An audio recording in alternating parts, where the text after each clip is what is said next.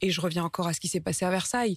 Tous les Européens étaient autour de la table. Ils ont tous souri devant les caméras. Sauf qu'en fait, on a bien réalisé que derrière, il n'y avait pas eu de détermination unie. Est-ce qu'il y a aujourd'hui un risque de faille au sein de l'Union européenne? Est-ce qu'on a les moyens de répondre unis, ensemble, et véritablement que jeudi ou vendredi, à la sortie du sommet de l'Union européenne, on dise allez, ça y est, c'est fait, ce soir, on coupe le robinet? Vous posez la bonne question. C'est tout le problème.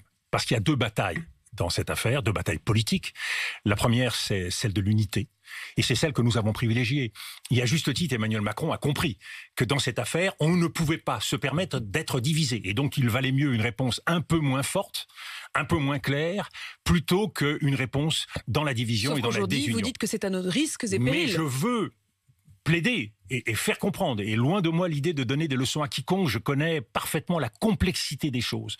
Je veux plaider en faveur d'aller plus loin, tout en maintenant l'unité, parce que je pense qu'il y a un moment, et nous le savons, comme diplomate, je le sens profondément, il y a un moment, et que si nous le laissons passer, nous rentrons dans une autre étape où des risques encore plus grands sont possibles. Au fond, on risque moins à, certes, avoir un peu froid, Absolument. à devoir payer un peu plus cher notre énergie. Vous résumez parfaitement ce que je pense. Qu'à devoir peut-être demain envoyer Exactement. nos enfants, il y a un prix nos à payer frères, aujourd'hui. nos pères sur le front. Il y a un prix à payer aujourd'hui pour ne pas rentrer dans la zone d'aventure, à haut risque, d'un conflit à haute intensité, puisque nous sommes encore dans la bataille de l'avant. C'est vrai que les images qu'on voit sont terribles, mais imaginez que la Russie décide à la fois de rentrer dans une escalade avec de nouvelles armes, on parle du chimique, et de rentrer dans une escalade par le bombardement des villes, Odessa par exemple, pourquoi pas Kiev.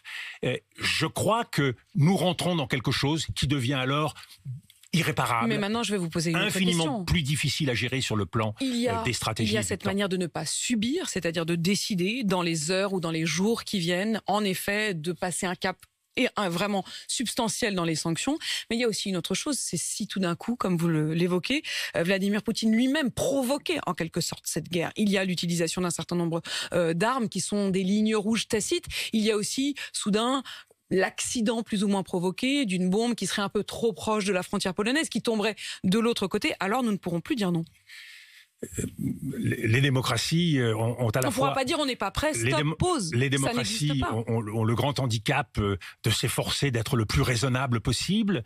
Elles ont l'avantage dans la durée d'avoir la force que donne la démocratie. Donc vous évoquez des zones grises très spécifiques, effectivement, une attaque, un bombardement à la frontière.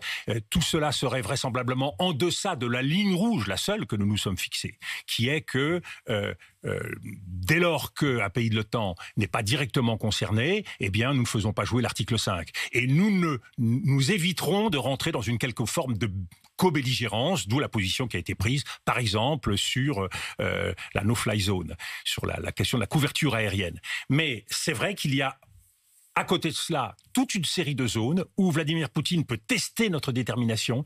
Et c'est là où nous avons raison de maintenir une ambiguïté stratégique, de ne pas dévoiler ce que seraient nos réactions, tout en sachant qu'il faudra répondre pour montrer à Vladimir Poutine que dans cette escalade, eh bien, il devra compter avec nous.